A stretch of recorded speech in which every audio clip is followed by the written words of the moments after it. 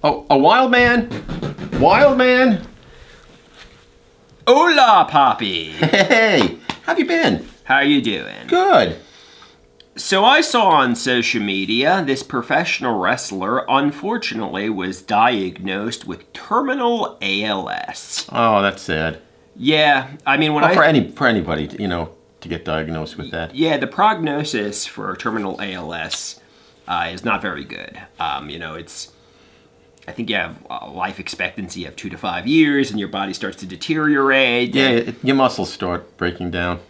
Yeah, when I saw the news, obviously, I didn't know the professional wrestler, but, she looked kind. Obviously, that's devastating news. Yeah. And it made me feel really upset. It made me feel sick. And, it scared me. I mean... How old was the wrestler? I think she was in her 40s. Obviously, older, but not too older, Sure, yeah. And the reason it scared me is because I'm afraid, and I'm high risk for ALS. Why do you say that? Because apparently ALS is neurological in nature. And, obviously I've taken mega regimens of medications and have, not really had good mental health and have sat in solitude and not really had good interpersonal relationships. So I always feel like my brain is on fire and I'm frustrated. So that's one reason. So, could that, obviously affect you neurologically? And also I saw on social media, people who are in the military are a lot more likely to get ALS for whatever the reason may be. For some unknown reason, people in the military seem to get ALS a lot more. And I assumed, and obviously this is just me assuming, it might be related to high physicality, high physical activity, which obviously, as you know, in my early 20s, I ran marathons daily. So, obviously that scares me. I don't want ALS. Nobody wants ALS, right? Yeah, but you know what? I don't think people in the military are running like marathons and stuff. I mean, they're more into conditioning and I don't know. I mean, I haven't seen any of those stories. Yeah, no, I don't know either. And in fact, nobody really knows what causes ALS. But it's a lot of people's worst fear. Nobody really wants that. I mean, for the obvious reasons, it's terrible. And obviously, I need to realize at this point, it's all my imagination. It's hypochondriasis. It's me catastrophizing.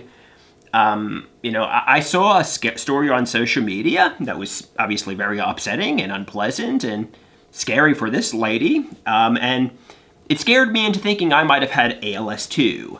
So what is your takeaway from that whole story and the whole situation that you just mentioned?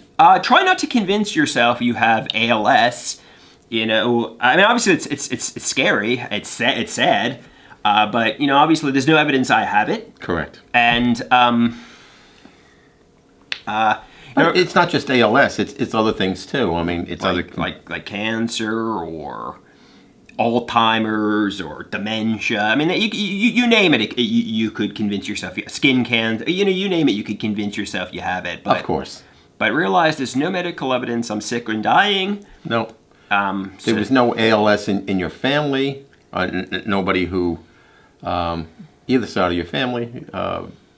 It's not there's been no neurological ailments. So hopefully you and I don't get it, because that's scary. Sure. Speaking of ALS, remember in, I guess, 2014, August, the ALS Ice Bucket Challenge. Yep. There was somebody who obviously wanted people to raise awareness, and I think both you and I did it. It was one of the first videos we did for social media, if I remember correctly. Maybe, yep.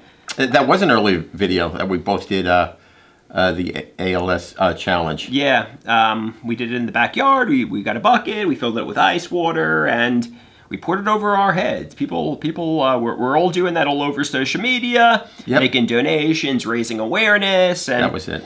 That was a good thing. I mean, it was obviously, it was obviously, it raised awareness and people donated, which is good. But it was like kind of like a fun thing everybody did, right? Oh, of course. Yeah. Yep. And that is what it is.